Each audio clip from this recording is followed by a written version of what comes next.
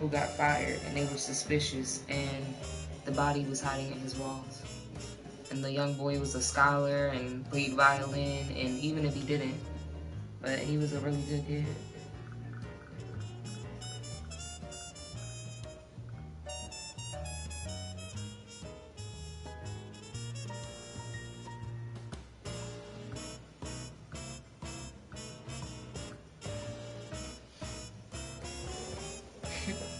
And Musa called a teacher. Yeah, that's stupid.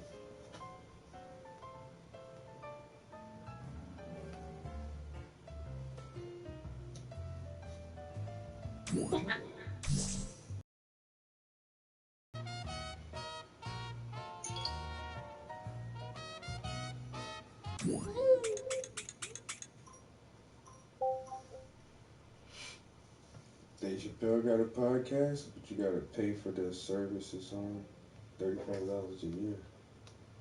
Not bad.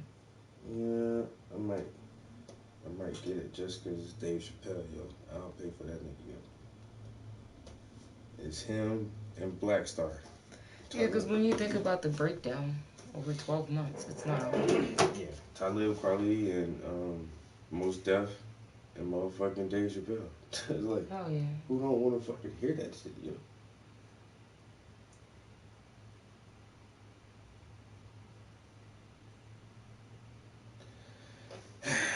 And then once again, one of the most life-defining moments, or one of the most uh, impactful world events that I have ever lived through, is the 9/11 quote unquote terrorist attack.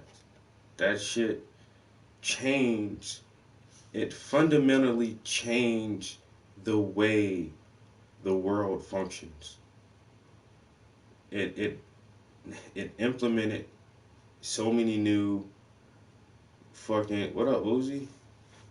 So many new like restricting laws and fucking surveillance and depletion of privacy.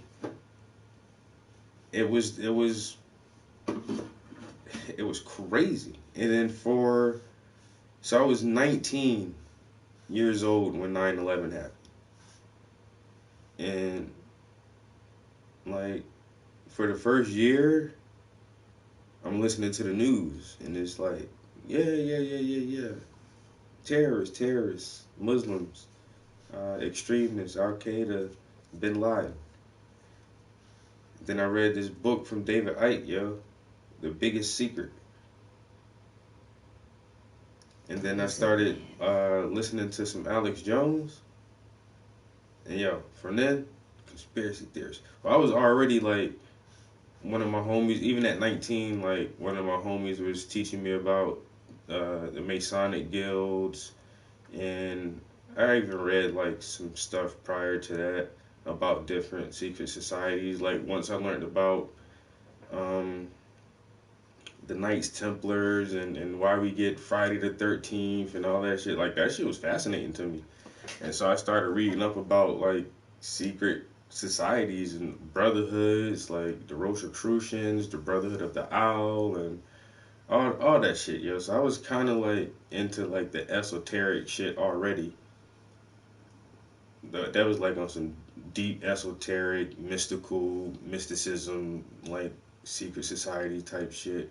And then 9/11 happened, and so now I'm learning about like the Masons, and that our declaration was signed at a Masonic lodge in Philadelphia and not at a government institution and all this shit. And then Alex Jones started saying like 9/11 was an inside job and our own country did it to ourselves. And it's like, but why would you do that?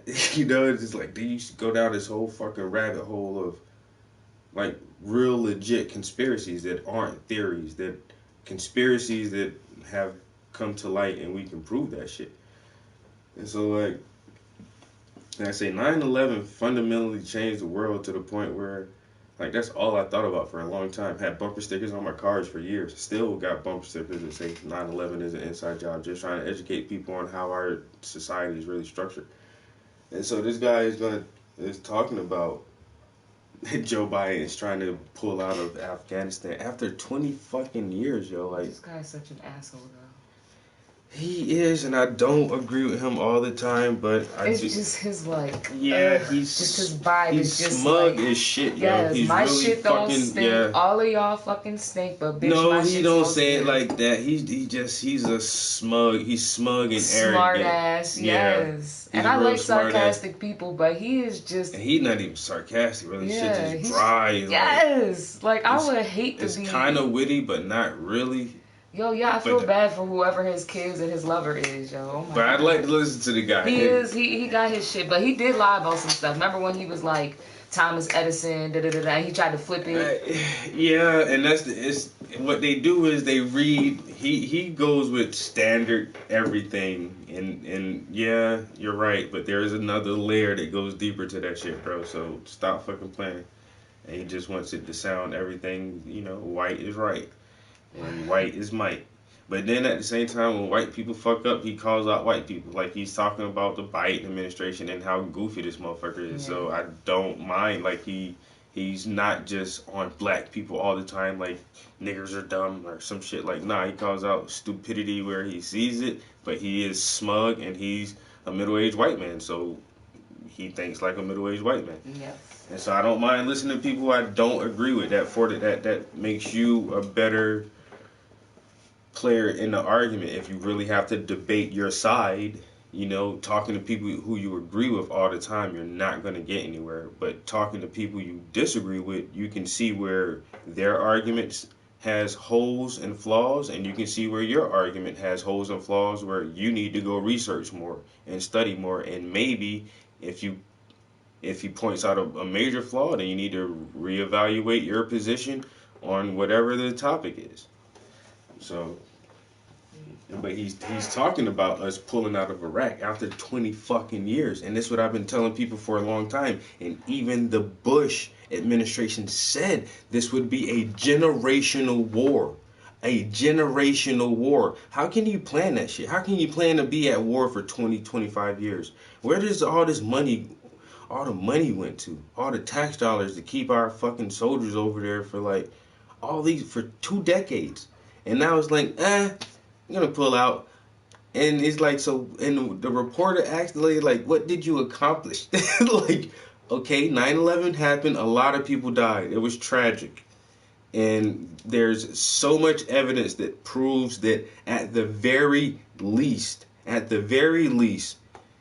the inner workings of the American government allowed it to happen. They saw what was coming and allowed it to happen. At the very most, they fucking planned, orchestrated, engineered, and carried out the attacks themselves, blaming a scapegoat and initiating a war so that we can fucking go over there and take over their poppy fields, destabilize the power laws and restrictions here in America, because we didn't have the Department of something, Homeland Security, Defense, and the TSA, all that TSA at the airport. That shit wasn't before 9/11. And see, after that event, now they were able to create all these other governing bodies of surveillance for us, yo. The shit is fucking crazy what they were able to accomplish after that shit. 20 fucking years. Shit on the plane. And now they're like, oh, we're gonna pull out because it's not really a victory. It's not really, it's like, You want anything from us? Nah. Something to drink? You got waters up here? I need to put some waters in this refrigerator. I brought the waters up the stairs. One thing that people do not care about, and this has become clear over the past 5-10 years, is fighting wars overseas for dubious purposes. What do we do when you think about the war in Afghanistan, which has gone on now, 20 years? I don't think it's a partisan issue exactly. I think the State Department basically wants us to be there. I think the liberal empire wants us to continue to have these little wars of empire. But I don't think it's a Republican issue. I think a lot of Republicans want to get out of Afghanistan. Trump ran in 2016 for office on how Iraq was a terrible idea, good war. So Joe Biden right now is seeing which way the political winds are blowing, he is calling to draw down and pull out of Afghanistan, a continuation of what Trump was trying to do. And Jen Psaki was asked about this. And so what were we doing? What did we win? What's the goal? What are we doing in Afghanistan? And Jen Psaki cannot say that we declared victory. In terms of plans for the end for our men and women coming back, I don't have anything to preview, but we're not going to have a mission accomplished moment in this regard. It's a 20-year war that has not been won over the last 20 years, and we will continue to press for a political outcome and a political solution. But beyond that, I think we're going to continue to look for ways to communicate why we make the choices we make. You mentioned mission accomplished. Has this mission not been accomplished? Well, I would say we did exactly what we wanted to do. What I was referring to, Jeff, is we're not having a moment of celebration. We're having a moment where we feel it's in our national security interest to bring our men and women serving home. Wait, hold on. I got it at the first part when you said, look, this has been a 20-year war. It's a complex war, and there's not going to be a mission accomplished moment like George W. Bush had with Iraq before we realized that mission had not been accomplished yet. But then you said, wait, the mission has been accomplished. We did what we set out to do. What was that? What did we set out to do? If what we set out to do was kill Osama bin Laden, then I guess that mission was accomplished. But then what were we staying there for afterward? If the mission was to defeat terrorists terrorism really sprung up in Iraq and Syria, right, with the rise of ISIS. So what was going on in Afghanistan? If the mission was to get rid of the Taliban, that just didn't work because the Taliban are coming back in. What was the mission?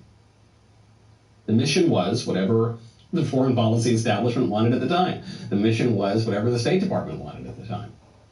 I think the American people are just as confused about this sort of thing as Jen Psaki appears to be.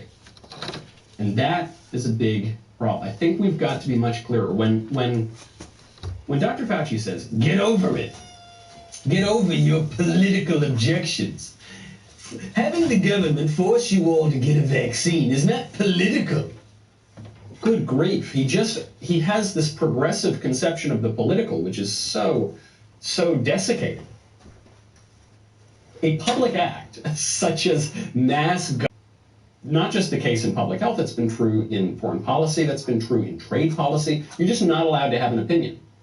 You're just not one of the smart people. You don't get it. These trade deals that are going to hollow out the manufacturing in America, they're like obviously true. They're the best, okay? And you have no right to question that. You're just a deplorable, irredeemable idiot. You're questioning the wars overseas. You just don't get it. You just don't. Leave it to the experts, okay? Leave it to the State Department. Leave it to Dr. Fauci. Leave it to the administrative state. Leave it to the trade negotiators. Leave it to the WTO. Leave it to everyone but you. Get over self-government. That's what they're telling you to do. I don't want to get over self-government. Although our elected leaders are not exactly instilling confidence. Joe Biden tried to answer some questions about what was going on in Afghanistan. Didn't go well. For the release of detained Americans, including Mark Ferrix. I want to pronounce the name correctly. I misspoke. And this, starting this month, we're going to begin to begin relocation flights for Afghanistan SIV applicants. Half have gotten on aircraft and commercial flights and come. The other half believe they want to stay. We went for two reasons. One, to bring Osama bin Laden to the gates of hell, as I said at the time.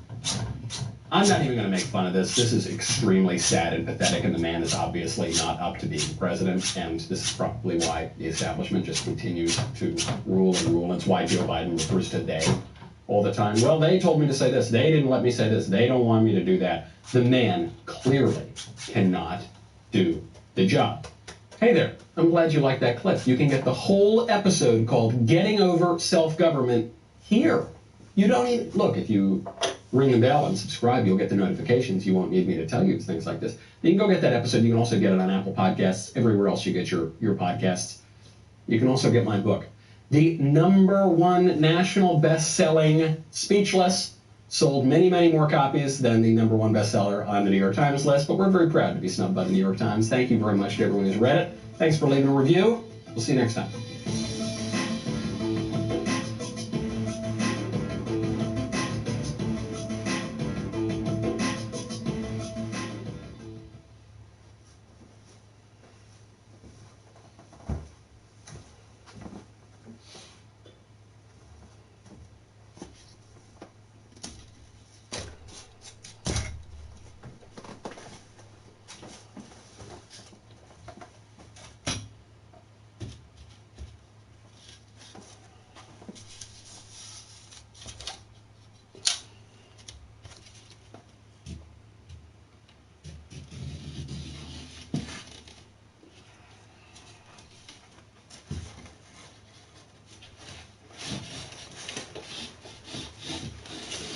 Oh my God. Why is it gotta be so hard to hang? Fuck.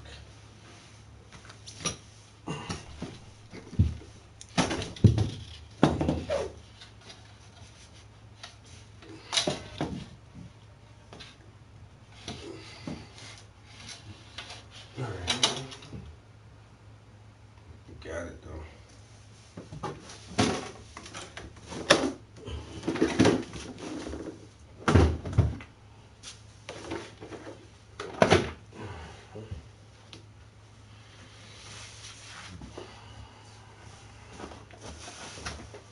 Alright, easy peasy.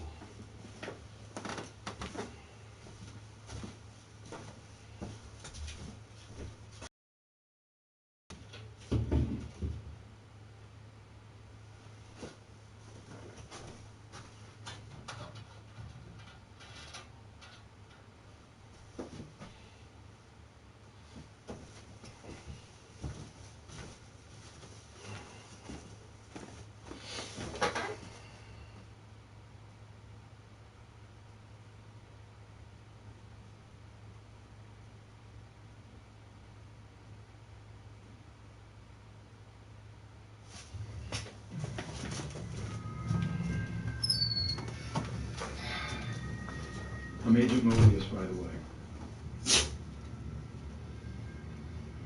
Are you taking me somewhere to kill me? No, that's where you just were. I'm taking you someplace to talk.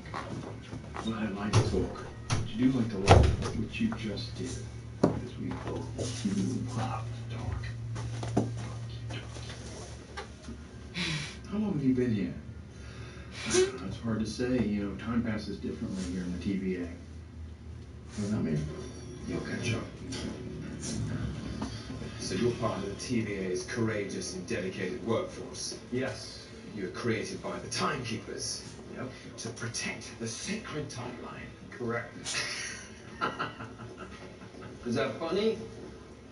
The idea that your little club decides the fate of trillions of people across all of existence at the behest of 3 space lizards, yes, it's funny. It's absurd. I thought you didn't like to talk. The world we live in feels normal, ordinary. It feels like this is just how humans exist and always existed. But it's not. Never before have we humans lived in a world as sophisticated and engineered to our needs as today, giving us the luxury to forget about ourselves and not worry about survival.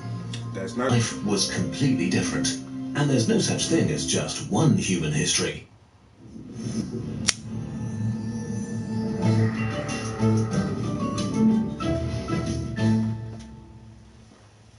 Our story is, but this is far from the truth. When we, Homo sapiens sapiens, came into existence 200,000 years ago, there were at least 6 other human species around. Cousins of comparable intelligence and ability, which must have been incredibly scary, kind of like living with aliens. Some of them were very successful. Homo erectus, for example, survived for 2 million years, 10 times longer than modern humans have existed. The last of the other humans disappeared around 10,000 years ago. We don't know what caused them to die out. Modern humans have at least a few % of Neanderthal and other human DNA, so there was some mixing, but Not all modern humans. If If you do genetic research on sub-Saharan Africans from small tribes, they have no other DNA other than Homo sapiens sapien. They don't have Neanderthal DNA, and they don't have Denisovan DNA. Africans are pure humans. Everyone else is a mixture of some other shit. That's why, once again, having dark hair, dark kinky hair, and dark skin is really just for African people, yo. Because that's what a human looks like. A human has dark skin and dark kinky hair. And everybody else is a mixture of Neanderthals and all other kind of shit. I love the information, but like I say, the motherfuckers will give you like some of the most mainstream shit and won't go that one layer deeper, yo. When the science is out there that says there are Africans that have nothing but human genetics, human DNA.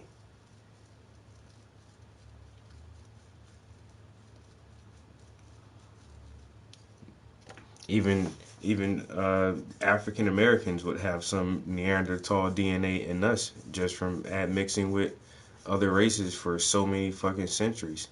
Once again, if you can get a blood sample from one of them motherfuckers from Sentinel Island, those dark black ass people off that island, yo, who never leave that island, they're not gonna have mixtures of other shit in them. Those people, dark skin and dark kinky hair, those are fucking humans.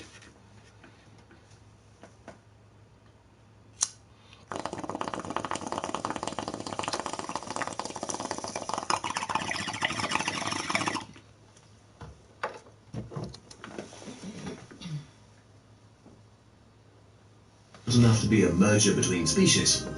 So we don't know if our cousins went away because they lost the battle over resources or because of a series of minor genocides. Either way, only we remain. Back to the beginnings of humanity. 2.8 million years ago, early humans used tools but did not make a lot of progress for nearly 2 million years. Until they learned to control fire. Fire meant cooking, which made food more nutritious, which contributed to the development of our brain. It also produced light and warmth, which made days longer and winters less gruesome. On top of that, it not only scared predators away, it could also be used for hunting. Get back on this wood grain for a minute. Small animals, nuts and tubers that were pre-roasted. I already started the stream once before. We were there for like 35 minutes, 40 minutes or something. Societies. Conked out on us. Fire, wood and stone tools, but it's Saturday, future, so who cares? Buried their dead, and had cultures of their own. But most importantly, they spoke to each other, probably in a kind of proto-language less complex than ours. If we had a time machine, how far would we be able to go back, steal a few babies, and raise them today without anyone noticing that they're a bit different? There is much debate. Anatomically modern humans emerged 200,000 years ago. Probably 70,000 years is as far as we could travel back and still snatch a behaviorally modern human. Before that, the babies would probably lack a few crucial gene mutations necessary to build a range of modern language and abstract thinking abilities. At some point around 50,000 years ago, there was an explosion in innovation. Tools and weapons became more sophisticated, and culture became more complex, because at this point, humans had a multi-purpose brain and a more advanced language to communicate information with each other effectively and down to the last detail. This allowed much closer cooperation. Go-Fi, a phone plan by Google. Meet Simply Unlimited, our most affordable plan for unlimited data, calls, and texts. Rates start as low as $30 per month for each. Yeah, but the only thing is, you get 3 lines for the price of 2. My really makes us different from any other creature on Earth. Using that Google Fi, I can't send pictures. There's some other services, and my voicemail doesn't work anymore. Like it doesn't work from the phone itself. I gotta use like their app or whatever to hear a voice message or whatever.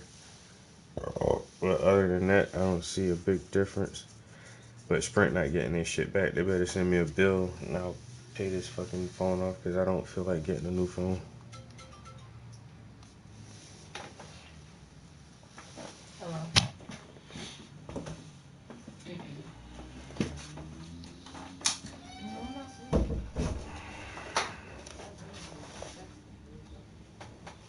Not our comparatively weak bodies and inferior senses, but the ability to cooperate flexibly in large groups, unlike, for example, rigid beehives or intimate but tiny wolf packs.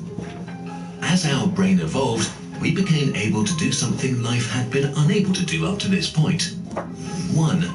Expand knowledge quickly. 2. Preserve the knowledge gained over generations. 3. Build on past knowledge to gain even deeper insights. This seems daft, but until then, information had to be passed on from generation to generation, mostly through genetics, which is not efficient. Still, for the next 40,000 years, human life remained more or less the same. There was little to build upon. Our ancestors were only one animal among many. Building a skyscraper without knowing what a house is hard. But while it's easy to be arrogant in our attitude to our ancestors, this would be ignorant. Humans 50,000 years ago were survival specialists. They had a detailed mental map of their territory, their senses were fine-tuned to the environment, they knew and memorized a great amount of information about plants and animals. They could make complicated tools that required years of careful training and very fine motor skills. Their bodies compared to our athletes today, just because of their daily routines, and they lived a rich social life within their tribe. Survival required so many skills that the average brain volume of early modern humans might even have been bigger than it is today. As a group, we know more today, but as individuals, our ancestors were superior to us. But then, around 12,000 years ago, in multiple locations, humans developed agriculture. Everything changed very quickly. Before, survival as a hunter and forager required superb physical and mental abilities in all fields from everybody. With the rise of the agricultural age, individuals could increasingly rely on the skills of others for survival. This meant that some of them could specialize. Maybe they worked on better tools. Maybe they took time to breed more resistant crops or better livestock. Maybe they started inventing things. As farming got more and more efficient, what we call civilization began. Agriculture gave us a reliable and predictable food source, which allowed humans to hoard food on a large scale for the first time, which is much easier to do with grains than meat. The food stock required protection, which led to communities living together in tighter spaces. First, early defense structures were built. The need for organization grew. The more organized we got, the faster things became efficient. Villages became cities. Cities became kingdoms. Kingdoms became empires. Connections between humans exploded, which led to opportunities to exchange knowledge. Progress became exponential. About 500 years ago, the scientific revolution began. Mathematics, physics, astronomy, biology, and chemistry transformed everything we thought we knew. The Industrial Revolution followed soon after, laying the foundation for the modern world. As our overall efficiency grew exponentially, more people could spend their lifetime contributing to the progress of humanity. Revolutions kept happening. The invention of the computer, its evolution into a medium we all use on a daily basis, and the rise of the internet shaped our world. It's hard to grasp how fast all of that happened. It's been about 125,000 generations since the emergence of the first human species. About 7,500 generations since the physiologically modern human saw the light of day. 500 generations ago, what we call civilization began. 20 generations ago, we learned how to do science. And the internet became available to most people only 1 generation ago. Today, we live in the most prosperous age humanity has ever experienced. We have transformed this planet, from the composition of its atmosphere to large-scale changes in its landscape, and also in terms of the other animals in existence. We light up the night with artificial stars and put people in a metal box in the sky. Some have even walked on our moon. We put robots on other planets. We've looked deep into the past of the universe with mechanical eyes. Our knowledge and our way of acquiring and storing more of it has exploded. The average high school student today knows more about the universe than a scholar a few centuries ago. Humans dominate this planet, even if our rule is very fragile. We are still not that different from our ancestors 70,000 years ago, but your lifestyle has existed for less than 0.001% of human history. From here on, there's no saying what the future holds for us. We're building a skyscraper, but we're not sure if it's standing on a solid foundation or if we're building it on quicksand. Let's leave it with that for now. The next time you miss your train, your burger is not hot enough, or someone cuts in line, remember how special this made-up human world is. Maybe it's not worth being upset about all those little things. This video was supported by audible.com/nutshell. In the making of it, we used the book Sapiens, A Brief History of Humankind, as one of the major sources. If you want to get to it or any other book for free and support us, go to audible.com/nutshell and get a free 30-day trial.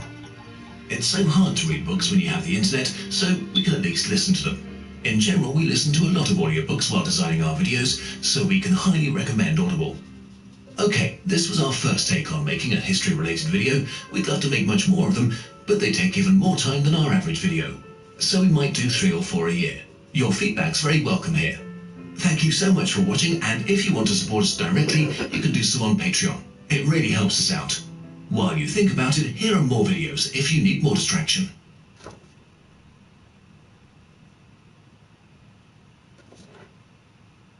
Wish Excel was even more powerful? Build online apps with spreadsheets. Do it yourself in minutes. Imagine you were alive back in the 1980s and were told that computers would soon take over everything, from shopping to dating and the stock market. That billions of people would be connected via a kind of web. That you would own a handheld device orders of magnitude more powerful than supercomputers. It would seem absurd, but then all of it happened. Science fiction became our reality, and we don't even think about it. We're at a similar point today with genetic engineering. So let's talk about it. Where it came from, what we're doing right now, and about a recent breakthrough that will change how we live and what we perceive as normal forever.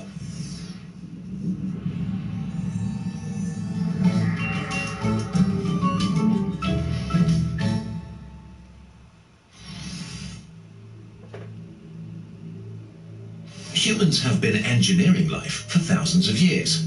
Through selective breeding, we strengthened useful traits in plants and animals. We became very good at this, but never truly understood how it worked, until we discovered the code of life, deoxyribonucleic acid, DNA. A complex molecule that guides the growth, development, function, and reproduction of everything alive. Information is encoded in the structure of the molecule. 4 nucleotides are paired and make up a code that carries instructions.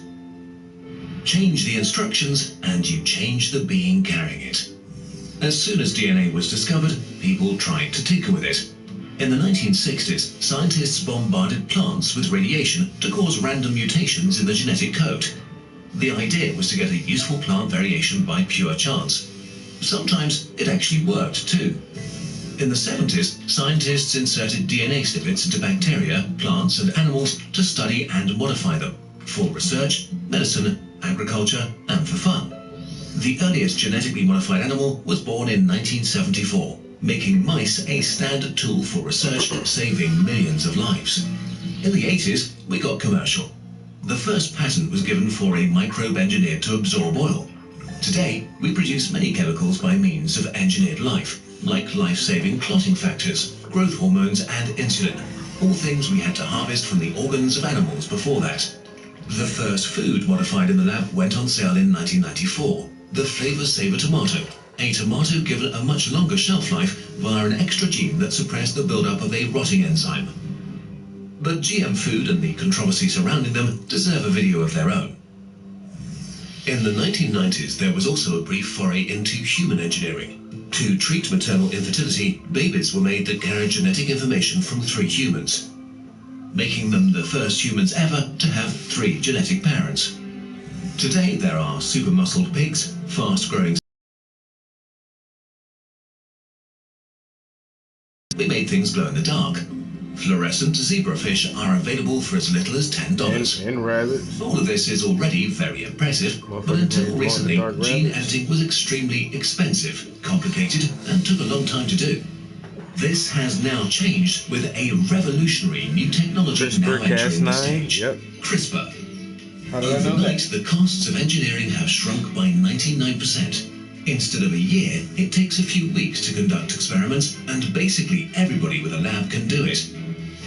It's hard to get across how big a technical revolution CRISPR is. It literally has the potential to change humanity forever. Why did this sudden revolution happen, and how does it work? Bacteria and viruses have been fighting since the dawn of life. So-called bacteriophages, or phages, hunt bacteria. In the ocean, phages kill 40% of them every single day. Phages do this by inserting their own genetic code into the bacteria and taking them over to use them as factories. The bacteria try to resist, but fail most of the time because their protection tools are too weak. But sometimes bacteria survive an attack. Only if they do so can they activate their most effective antivirus system. They save a part of the virus DNA in their own genetic code in a DNA archive called CRISPR. Here, it's stored safely until it's needed. When the virus attacks again, the bacterium quickly makes an RNA copy from the DNA archive and arms a secret weapon, a protein called Cas9. The protein now scans the bacterium's insides for signs of the virus invader by comparing every bit of DNA it finds to the sample from the archive. When it finds a 100% perfect match, it's activated and cuts out the virus DNA, making it useless, protecting the bacterium against the attack. What's special is that Cas9 is very precise, almost like a DNA surgeon. The revolution began when scientists figured out that the CRISPR system is programmable. You can just give it a copy of DNA you want to modify and put the system into a living cell. If the old techniques of genetic manipulation were like a map, CRISPR is like a GPS system. Aside from being precise, cheap and easy, CRISPR offers the ability to edit live cells, to switch genes on and off, and target and study particular DNA sequences. It also works for every type of cell, microorganisms, plants, animals, or humans. But despite the revolution CRISPR is for science, it's still just a first-generation tool. More precise tools are already being created and used as we speak. In 2015, scientists used CRISPR to cut the HIV virus out of living cells from patients in the lab, proving that it was possible. Only about a year later, they carried out a larger-scale project with rats that had the HIV virus in basically all of their body cells. By simply injecting CRISPR into the rats' tails, they were able to remove more than 50% of the virus from cells all over the body. In a few decades, a CRISPR therapy might cure HIV. And other retroviruses, viruses that hide inside human DNA like herpes, could be eradicated this way. CRISPR could also defeat one of our worst enemies, cancer. Cancer occurs when cells refuse to die and keep multiplying while concealing themselves from the immune system. CRISPR gives us the means to edit your immune cells and make them better cancer hunters. Getting rid of cancer might eventually mean getting just a couple of injections of a few thousand of your own cells that have been engineered in the lab to heal you for good. The first clinical trial for a CRISPR cancer treatment on human patients was approved in early 2016 in the US. Not even a month later, Chinese scientists announced that they would treat lung cancer patients with immune cells modified with CRISPR in August 2016. Things are picking up pace quickly. And then there are genetic diseases. There are thousands of them, and they range from mildly annoying to deadly or entail decades of suffering. With a powerful tool like CRISPR, we may be able to end this. Over 3,000 genetic diseases are caused by a single incorrect letter in your DNA. We are already building a modified version of Cas9 that is made to change just a single letter, fixing the disease in the cell. In a decade or two, we could possibly cure thousands of diseases forever. But all of these medical applications have one thing in common. They are limited to the individual and die with them, except if you use them on reproductive cells or very early embryos. But CRISPR can and probably will be used for much more. The creation of modified humans, designer babies, and will mean gradual but irreversible changes to the human gene pool.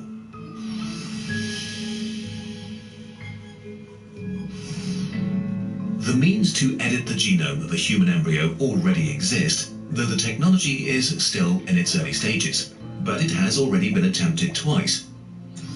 In 2015 and 2016, China experimented with human embryos and were partially successful on their second attempt. They showed the enormous challenges we still face in gene editing embryos, but also that scientists are working on solving them. This is like the computer in the 70s. There will be better computers. Regardless of your personal take on genetic engineering, it will affect you. Modified humans can alter the gene. Yeah, and China's the only country who's like willing to do this shit right now. And even America was like, ooh, y'all should not do that. You guys are playing around with human DNA and human embryos. It's like, yeah, motherfucker. You want to be a Superman or not? You want to be a superhuman? You want to live for 700, 1,000 years? You want to live for 1,000 years? All right, then we got to play around with some fucking embryos and shit, bro. Just crack these codes, nigga. Stop aging, you know what I'm saying? Just boost up our brain capacities, man. But we got to do some fucking gene editing, bro. And we need specimens, human specimens.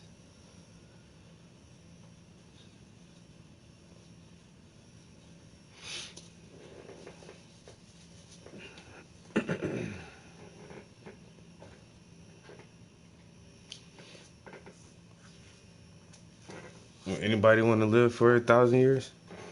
Honestly.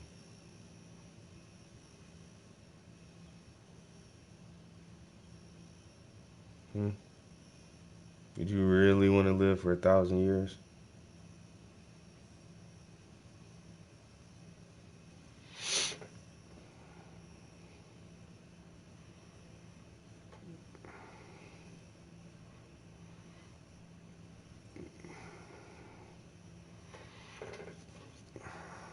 After, I don't know. If you can push this is the thing that I see too. If they can really push this life extension technology, so you have scientists who are trying to break the codes of life and try to figure out how to make us smarter and live longer, right?